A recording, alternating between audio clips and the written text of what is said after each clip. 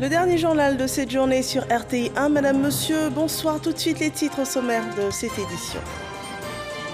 286 534 admis au CEPE, un taux de réussite de 52,51%, en régression par rapport à la session 2020, selon les résultats publiés ce jour par la direction des examens et concours du ministère de l'Éducation nationale et de l'alphabétisme. Le détail dans ce journal et le plan stratégique 2021-2023 du médiateur de la République a été présenté à Yamoussoukro. La réalisation des programmes est budgétisée à plus de 16 milliards de francs CFA pour une cohésion sociale durable en Côte d'Ivoire.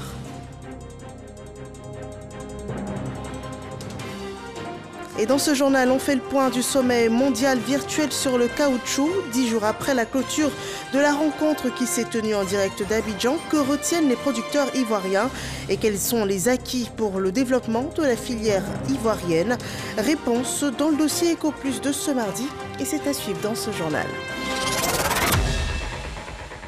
Bienvenue dans ce 23h. Le résultat du premier examen du système éducatif ivoirien est connu depuis cet après-midi. 286 534 candidats sont admis à l'examen du CEPE, ce qui fait un taux de réussite de 52,51% pour cette session 2021. À Soutouré rapporte la conférence de proclamation officielle des résultats.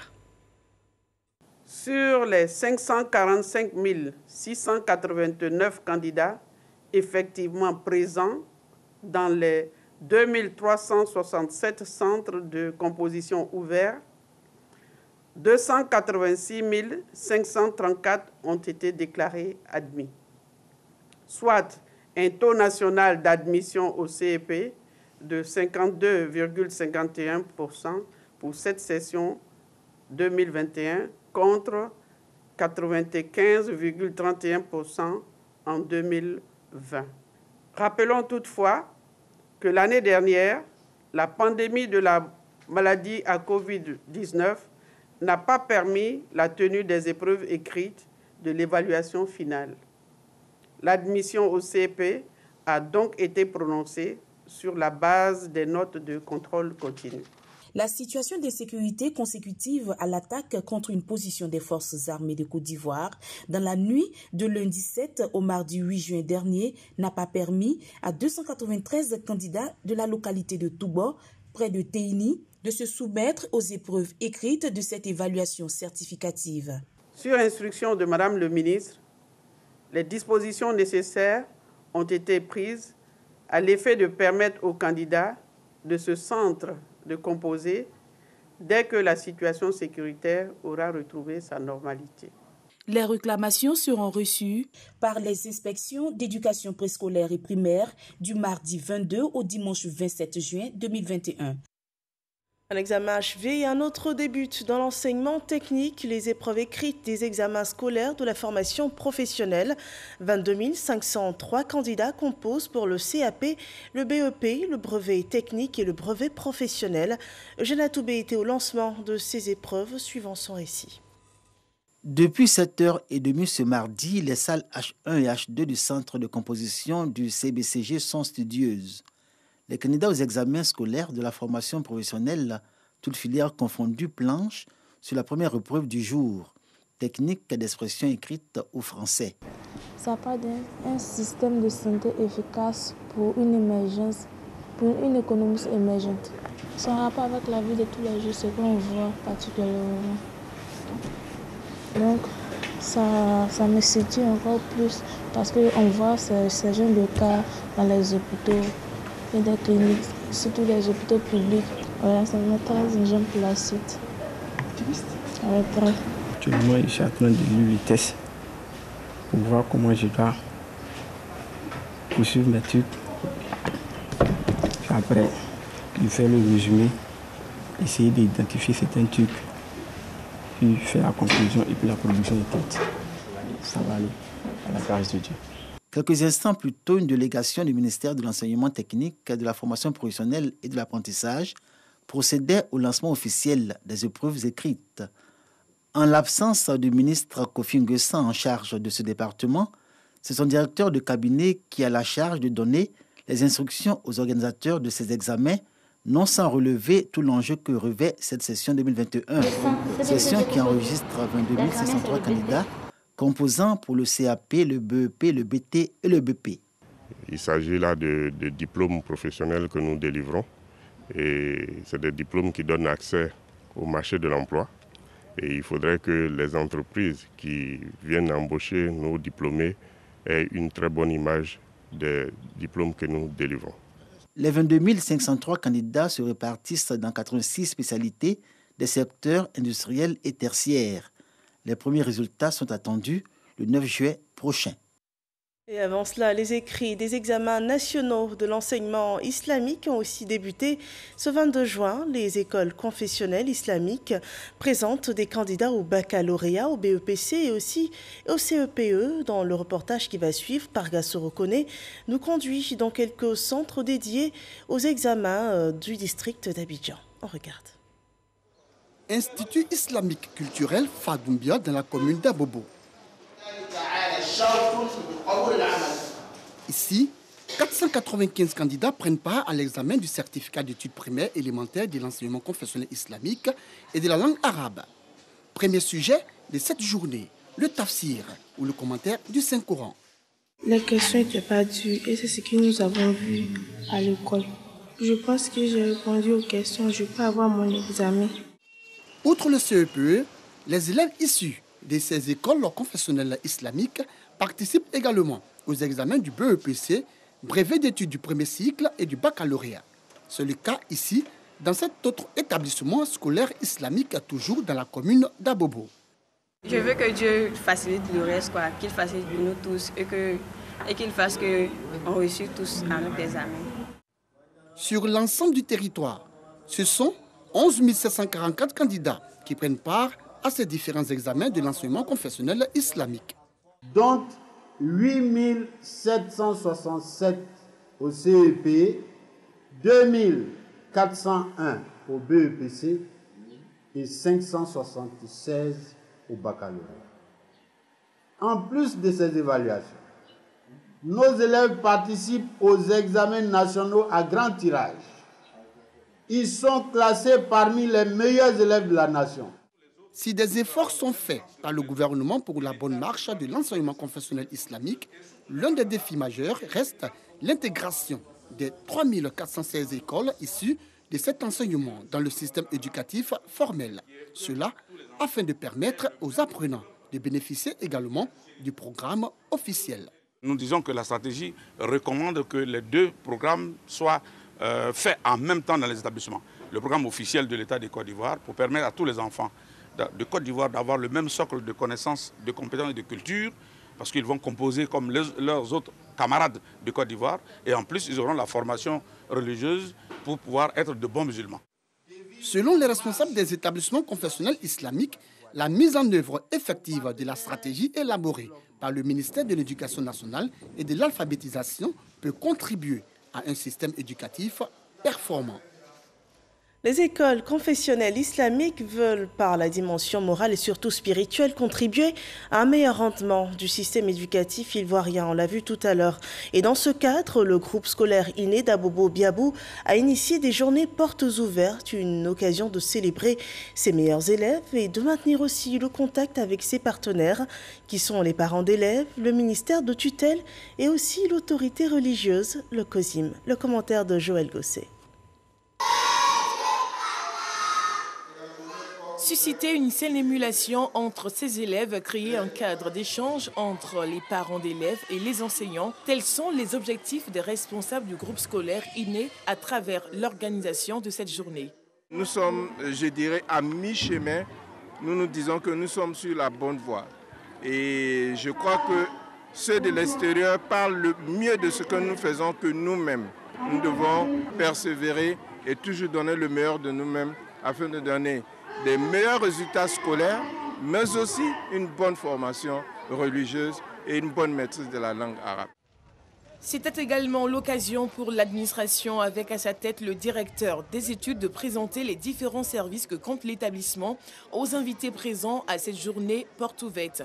En l'occurrence, la ministre de l'Éducation nationale et de l'alphabétisation, Marietou Koné, et le président du Conseil supérieur des imams, des mosquées et des affaires islamiques, COSIM, le cheikh Aïma Ousmane Diakité. Nous avons demandé à la communauté musulmane de s'investir dans l'œuvre d'éducation en combinant le programme national qui est le socle commun et tout en intégrant aussi l'enseignement islamique. Le groupe scolaire Hiné, qui est un groupe confessionnel islamique, qui est pour nous un référent, un modèle, dans la mesure où le président de la République se soucie de l'intégration des structures islamiques dans l'éducation formelle. Que ce soit des écoles confessionnelles islamiques, des écoles confessionnelles catholiques ou des écoles confessionnelles méthodistes, les trois groupes que nous avons, tous participent de l'éducation de l'enfant de Côte d'Ivoire et vivent l'école ivoirienne. Durant cette rencontre, des tableaux d'honneur ont été attribués aux meilleurs élèves du cycle primaire et du cycle secondaire. D'Abobo, partons à Korogo, où le président de l'Assemblée nationale rendait ce jour hommage à Feu Amadou Gon Coulibaly. À la tête d'une délégation, il s'est rendu sur la tombe du défunt Premier ministre. Une lecture coranique a été faite à cette occasion sous la direction de El Hadj Gaoussou Cissé, le grand imam de Korogo. Des prières ont aussi été dites pour le repos de l'âme du défunt Premier ministre Amadou Gon Coulibaly, décédé le 8 juillet 2020. Le médiateur de la République dispose de 16,344 milliards de francs CFA pour réaliser une médiation proactive sur la période 2021-2023. Un budget dévoilé au cours de la présentation du plan stratégique de l'institution de la République. Un programme défini en 4 grands axes pour une cohésion sociale durable. Le rapport de Kader Sogodogo depuis Yamoussoukro. Le médiateur de la République, dans sa mission de faire souffler sur toute la Côte d'Ivoire un vent de paix, un pays où la cohésion sociale sera un atout majeur pour son développement, est à la tâche.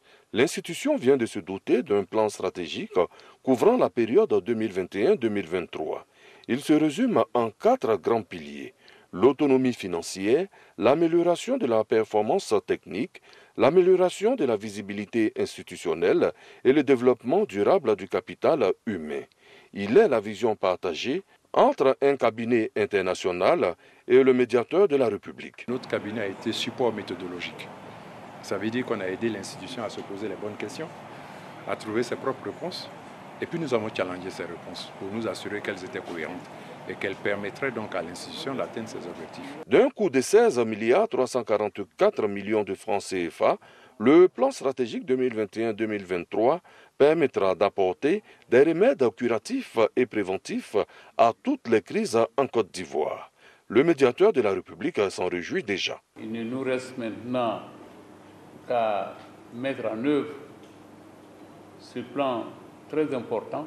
Il faut, pour une médiation proactive, une réflexion qui s'appuie sur des données réelles importantes pour asseoir en Côte d'Ivoire une cohésion sociale durable et une paix aussi durable. La présentation du plan stratégique 2021-2023 va faire place à l'ouverture de la 2e session du Conseil de médiation. Le Conseil national des droits de l'homme, le CNDH, œuvre pour le respect des droits de l'homme en Côte d'Ivoire. Il s'associe à la Cour de cassation, qui est lui un recours juridique. Les deux institutions ont convenu de créer un cadre de collaboration après avoir harmonisé leur champ d'action. Les acteurs mondiaux du caoutchouc ont aussi uni leurs forces à l'occasion du premier sommet mondial virtuel sur ce secteur. En direct d'Abidjan, la rencontre a vu la participation d'au moins 22 pays. Le sommet a enregistré 14 conférences et 4 panels.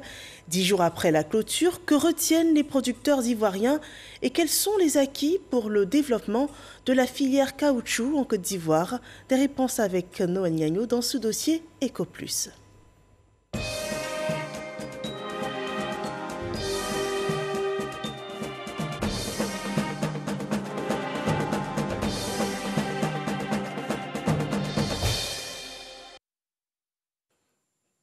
l'EVA et la Côte d'Ivoire. Le mariage date de 1953 avec au commencement les plantations industrielles. Puis a suivi la vulgarisation avec l'avènement des plantations villageoises. Au nombre des planteurs dits villageois, Kamara Youssouf. Le mariage avec l'EVA a commencé en 96-97 et en 2001, j'ai commencé ma plantation. Pour le planteur qui a une petite superficie, chaque année, de la première année jusqu'à la troisième année, il faut faire des remplacements, il faut faire les ouvertures de lignes pour que le plant d'EVA qui est mort puisse être remplacé afin d'avoir une bonne densité à la saignée. Au bout du compte, Kamara Youssouf est aujourd'hui propriétaire d'une vingtaine d'hectares d'EVA et a une lecture de la tenue du sommet mondial virtuel sur le caoutchouc en terre ivoirienne. Ce sommet, c'est le couronnement du travail de la Côte d'Ivoire au niveau de l'EVA-culture. Au cœur de cette rencontre, l'avenir du caoutchouc en tenant compte des aspects inclusifs, de la durabilité et de la croissance, dans un monde marqué par la pandémie de la Covid-19 et le changement climatique. Voilà le menu des 4 jours de change d'Abidjan, des consommateurs, chercheurs, usiniers et producteurs de Côte d'Ivoire et le reste du monde, sous l'égide de l'IRCG. Cela en mode virtuel. Un défi que la Côte d'Ivoire a relevé. On a compensé la distance par la technologie. La technologie, pendant les 4 jours, nous n'avons pas eu de défaillance technique. Nous avons relevé le défi technique. Les problèmes d'électricité, les problèmes de connectivité ont été résolus. Nous avons suivi cette conférence comme si tout le monde était regroupé ici à Abidjan ou tout le monde était regroupé à Singapour. Au-delà des défis numériques relevés, quel est l'avenir du caoutchouc en Côte d'Ivoire et dans le reste du monde? S'agissant de la filière ivoirienne, elle jouit d'un avantage comparatif notable du fait de son organisation. Nous avons au niveau de la PROMAC fait en sorte que des clones à haut rendement, des produits de qualité soient distribués aux paysans.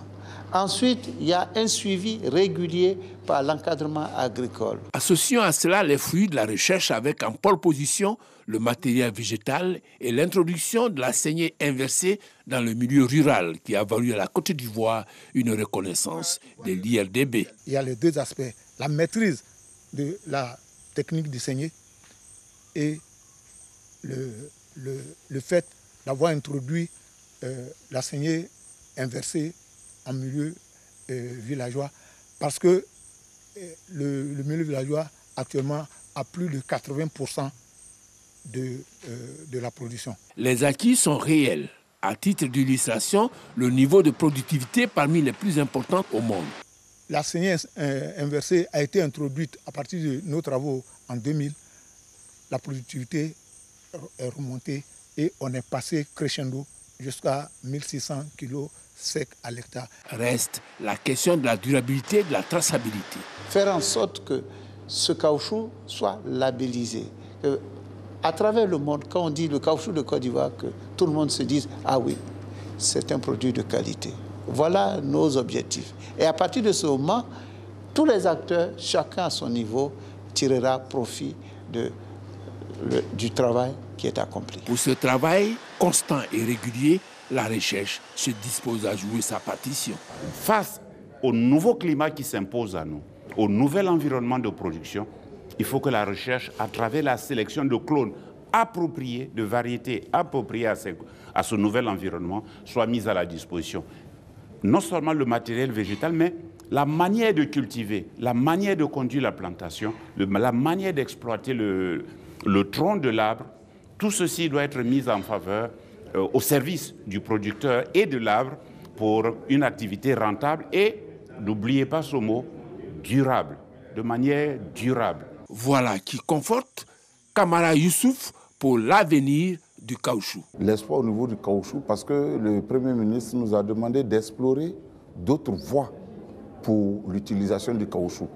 Et à partir du moment où on va explorer d'autres voies pour l'utilisation du caoutchouc, ça va permettre d'accroître la demande. Et quand la demande est importante, il va sans dire que le prix aussi sera fortement impacté et ça va vraiment arranger les planteurs. La filière évéicole ivoirienne, c'est 7 plantations industrielles et 160 000 dites villageoises. Ces deux acteurs de la filière exploitent 650 000 hectares. La production nationale est estimée à 950 000 tonnes de caoutchouc sec pour un rendement moyen de 1,6 tonne à l'hectare. Voilà, et pour l'avenir du caoutchouc, il faut de nouvelles méthodes d'exploitation et la labellisation des produits. Des objectifs présentés dans ce dossier présentant les grands acquis du sommet mondial virtuel sur le caoutchouc, les acquis de la filière caoutchouc en Côte d'Ivoire. Un dossier à revoir sur RTI.info. Faisons le point à présent de la gestion de la pandémie de Covid-19 en Côte d'Ivoire.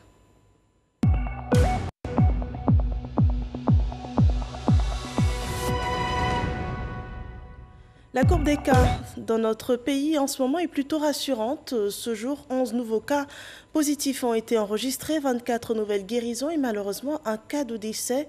Ce 22 juin 2021, la Côte d'Ivoire totalise 48 058 cas confirmés, dont 47 511 personnes guéries. 309 personnes décédées au total et il reste encore 238 cas actifs. Et selon le bilan de la vaccination, 735 677 doses de vaccins anti-Covid ont été administrées à cette date sur toute l'étendue du territoire national. Et si les cas sont en baisse en Côte d'Ivoire, nous sommes loin d'être hors de danger. Ailleurs, la pandémie fait encore des ravages et l'Organisation mondiale de la santé s'est dite inquiète d'un assouplissement trop hâtif des restrictions sanitaires dans les villes organisant l'Euro 2020. L'OMS a estimé qu'il fallait agir rapidement pour éviter une nouvelle crise en développant les tests et le séquençage, en intensifiant le traçage des contacts et en accélérant la vaccination parmi les personnes vulnérables et les plus à risque. L'actualité politique en Côte d'Ivoire, les militants RHDP de la région de Lagné-Bichiassa s'expriment sur les actions de développement engagées dans leur région, des œuvres réalisées dans le cadre de programmes de développement du chef de l'État. Abou Sanogo nous en dit davantage. Ils sont venus des départements de Sikensi, de Tiassali, de Tabo, d'Aboville, de Grand-Maurier et des villages environnants pour rendre hommage au président de la République Alassane Ouattara pour ses actions de développement dans Lagné-Bichiassa. Nous sommes venus traduire les remerciements du chef de l'État, son Excellence, le président Alassane Ouattara, pour l'honneur qu'il a fait à Lagné-Bichiassa. Non seulement on a eu un ministre, mais aussi un vice-président de l'Assemblée nationale, notre diamant noir, monsieur l'honorable Adama Bitogo. Le président de la République a reconnu le travail que nous avons fait ici dans Lagné-Bichiassa. C'est ce qui compte. En prenant notre coordonnateur régional, comme dans ce grand ministère qu'est la santé, comme je le disais tout à l'heure, la santé c'est la vie. En nous confiant la vie des Ivoiriens, il nous a tout donné. Fils de la région, le ministre de la Santé, de l'Hygiène publique et de la couverture maladie universelle, Pierre Demba, a saisi l'opportunité pour témoigner sa reconnaissance aux militants, acteurs de la victoire des députés issus de la région. Il les a exhortés à s'inscrire dans la politique du président de la République, Alassane Ouattara. Le chef de l'État compte sur nous, la population de Lagné-Bichiassa nous regarde et la nation ivoirienne nous fait confiance et nous regarde. On ne donne pas des postes aussi stratégiques comme le président, vice-président de l'Assemblée nationale, comme le secrétaire du bureau, comme le ministre de la Santé, de l'Hygiène publique et de la couverture maladie universelle si on ne vous fait pas confiance. Le chef de l'État nous a fait confiance. Il nous appartient de nous faire confiance mutuellement et de donner l'exemple par notre comportement et notre acharnement au travail. Le ministre de la Santé, de l'Hygiène publique et de la couverture maladie universelle a invité la population de Lagné-Bichiassa à se faire vacciner contre la pandémie du coronavirus. Et le plan de développement du gouvernement a démarré par la grande ville d'Abidjan. Le village de Mbadon, dans la commune de Cocody, a pu voir ses infrastructures sanitaires et scolaires restaurées. Les populations souhaitent voir ces actions se poursuivre et demandent le bitumage des principales voies. Walter Amadou Ouattara. Groupe scolaire Mbadon dans la commune de Cocody. Une tornade avait emporté les toitures des 12 salles de classe que comptent ces deux écoles bâties en 1956. Plus de 800 élèves ont failli ne pas achever dans de meilleures conditions l'année scolaire. On cherchait qui allait nous aider. Le gouverneur n'a pas ménagé d'efforts. Le lendemain, il a envoyé une équipe qui s'est mise à l'œuvre pour nous aider à ce que les enfants aillent à l'école. Mbadon a bénéficié d'environ 1 km de bitume. Les populations ont été aussi assistées au plan social. C'est pour manifester leur reconnaissance au président de la République, Alassane Ouattara, que la chefferie traditionnelle a initié la présente rencontre. On dit merci au président de la République de Côte d'Ivoire, M. Alassane Ouattara, qui aujourd'hui, par le développement de la Côte d'Ivoire, inspire aussi les villages Hatchan. Le ministre-gouverneur du district autonome d'Abidjan, maître d'œuvre des travaux réalisés, a été chargé de transmettre la gratitude de Mbadon au chef de l'État, même si de nouvelles doléances ont été formulées. Entre autres, la construction de 2 nouvelles écoles avec maternelle dotées de cantines, le bitumage de 700 mètres de rue principale. Nous avons, en octobre 2020, sollicité du chef de l'État l'extension des programmes de désenclavement des villages. Et l'accord nous a été donné et nous allons nous inscrire dans cette extension-là. Et Mbadon va bénéficier du linéaire nécessaire au développement du village. En ce qui concerne l'école, nous avons déjà commencé à apporter notre concours. Et les autres équipements qu'ils nous ont demandé, nous allons le faire aussi. Nous avons aussi donné des machines à coudre et nous avons aussi donné des casques pour les salons de coiffure. Nous avons demandé qu'il y ait la cohésion au sein des femmes pour que nous puissions optimiser tous ces instruments qui ont été mis à disposition. Cela nous engagera à faire davantage. Pour l'autonomisation des femmes, Robert Begré-Mambé a offert des broyeuses mobiles. Une visite afin de voir de plus près les sites des futurs travaux à réaliser s'est achevée à l'église du village où des religieux ont fait des prières pour la paix et le développement. Et avec ces actions, on voit bien que la politique, en dehors de la gestion du pouvoir, c'est aussi l'ensemble des initiatives avec pour intérêt le bien-être communautaire. Et pour réaliser cela, Charles Niaouré exhorte les hommes politiques au bon ton. On regarde. Durant la conférence de presse qu'il a animée, Charles Niaouré, président du mouvement politique Force 2015, a fait un tour d'horizon de l'actualité sociopolitique de la Côte d'Ivoire. Puis, il est revenu sur le bilan du président Alassane Ouattara. Les infrastructures modernes, l'amélioration des conditions sociales des populations, la solidité de notre économie, le renforcement de la sécurité, pour ne citer que cela, sont des signes de la vitalité de notre pays. Pour le conférencier, le président Alassane Ouattara a beaucoup contribué au renforcement de la cohésion sociale. Pour ses actions, il mérite un prix international de paix, selon Charles Niaouré. C'est dans cette démarche qu'il a permis, dès sa prise de pouvoir, le retour de nombreux exilés. Au nom de ceux-ci, de nombreux et hauts responsables du Front populaire ivoirien.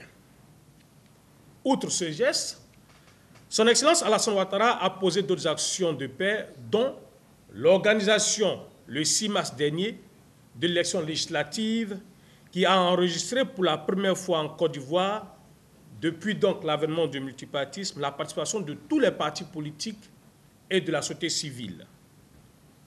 Il a aussi créé un ministère de la réconciliation dirigé par un opposant et le dernier geste de haute portée, l'acceptation, le financement et la participation au retour de l'ancien président de la République de La Haye. Son Excellence Alassane Ouattara ne cesse de poser des actions de cohésion, d'union, de conciliation et de réconciliation afin que chaque Ivoirien, sans distinction, participe au rayonnement de notre cher pays. À la fin de la conférence, Charles Niaouré a exhorté les hommes politiques à utiliser le bon ton. Outre, il donne rendez-vous à la population ivoirienne pour les journées de l'oufoutisme qui s'y tiendront les semaines à venir à Dembokro. Nous passons à présent à l'actualité à l'international. Une dizaine de touristes ont été interpellés il y a un peu plus d'une semaine dans le Sahara tchadien, des Russes et un Lituanien. Ce groupe de personnes serait arrivé du Cameroun vers le 25 mai avant de remonter tout le territoire tchadien en 4x4 jusque dans le Sahara. Ces touristes sont depuis en résidence surveillée à N'Djamena en attendant la fin d'une enquête en cours pour déterminer pourquoi ils étaient dans cette zone dite d'opération militaire. La présence de ce groupe aurait éveillé les soupçons des autorités tchadiennes. Était-il en mission de reconnaissance ou était-ce de vrais touristes dans le désert? Sans attendre la réponse, leur départ est programmé depuis ce matin jusqu'à demain mercredi dans leurs pays respectifs. Nous terminons ici pour ce journal. Merci de nous avoir suivis. Excellente fin de soirée sur RTI 1 et je vous retrouve demain à partir de 10h.